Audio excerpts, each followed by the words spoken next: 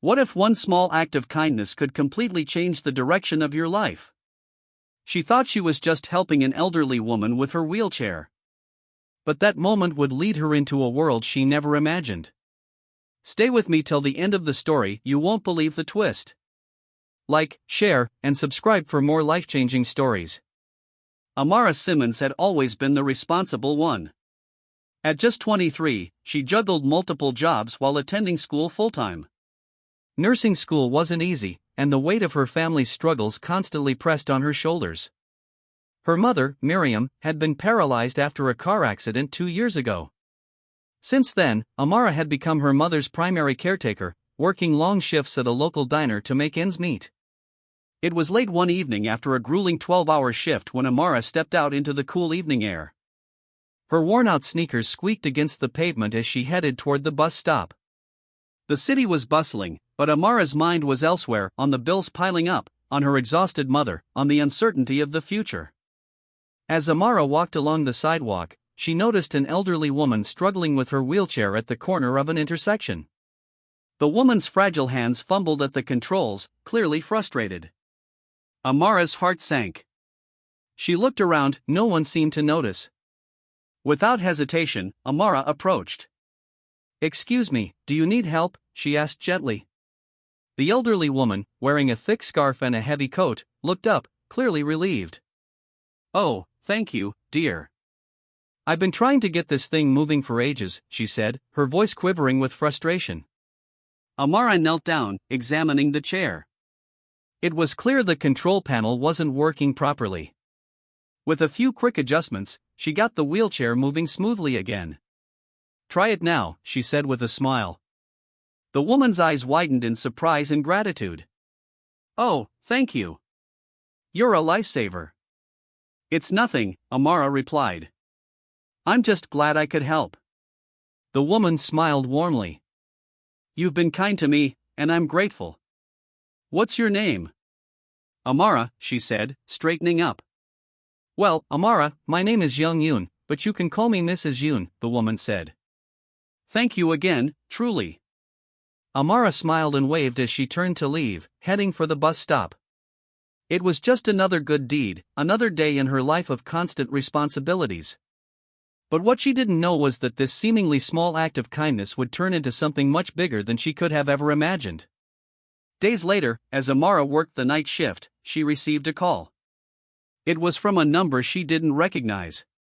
"Hello? Is this Amira Simmons?" a formal voice asked. "Yes, speaking," Amira replied, glancing at the clock. It was almost 1 a.m. "My name is Daniel Park. I'm calling on behalf of Mrs. Young Yoon. She would like to meet with you. Can you come to our office tomorrow morning at 10 a.m.? Amara's heart skipped a beat. "Mrs. Yoon? The woman I helped the other day?" "Yes, that's right. She was very impressed by your kindness. She'd like to discuss a potential opportunity with you," Daniel explained. Amira was taken aback. "I don't understand. I was just helping her with the wheelchair. We believe you have the qualities we're looking for. Mrs. Yoon wants to meet with you, Amira. Tomorrow at 10. Amira was silent for a moment. Was this some kind of mistake? But something in her gut told her she needed to go. She agreed to meet Mrs. Yoon the next day, though she had no idea what this could be about. The next morning, Amira arrived at a sleek, modern office building. The lobby gleamed with polished floors, and the receptionist directed her to the 32nd floor. As she entered the elevator, her heart raced. What kind of opportunity could Mrs. Yoon be offering her? When the doors opened on the 32nd floor, Amira stepped into a bright, sophisticated office. Mrs. Yoon was waiting for her behind a massive desk. The room was filled with impressive decor and technology, a world away from the life Amira had been living. "Amira, welcome," Mrs. Yoon greeted her warmly, standing up to shake her hand. "Please, have a seat." Amira sat down, still feeling a little out of place. "Thank you, Mrs. Yoon. I wasn't sure what to expect, but I'm glad I could help you that day." Mrs. Yoon smiled. "You did more than just help me. Your kindness stood out to me. I want to offer you a role in my company, Park Mobility Solutions. Amara blinked, confused. Wait, you want me to work with you? Mrs. Yoon nodded. Yes. Our company designs mobility products for people like your mother.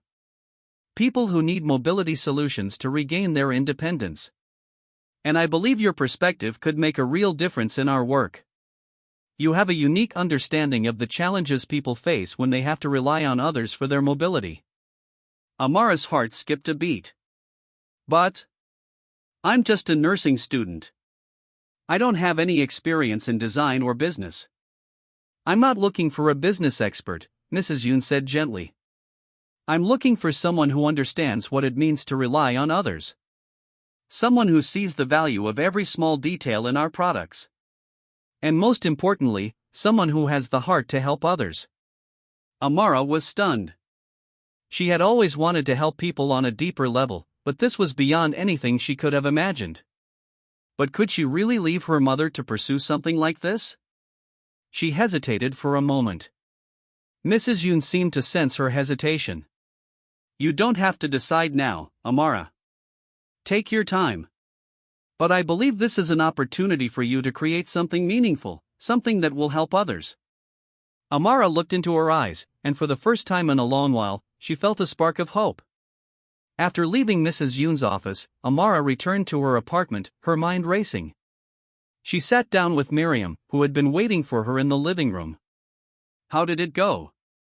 Miriam asked, looking up from her book. I don't know, Amara replied, sitting down beside her. Mrs. Yoon offered me a job. Well, it's not just a job, it's a chance to work on projects that help people like you, Mom. Miriam's eyes widened. What kind of work?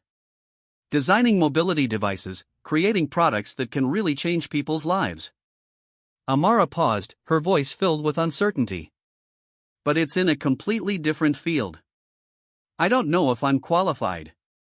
Miriam placed her hand on Amara's. You're qualified because of your heart, sweetheart. You've always cared for others, especially me. If this opportunity can help you do that on a larger scale, then I say you should take it. You've sacrificed so much for me, Amara. It's time for you to follow your dreams. Amara's heart swelled with emotion. She had never wanted anything more than to make her mother proud. And now, for the first time,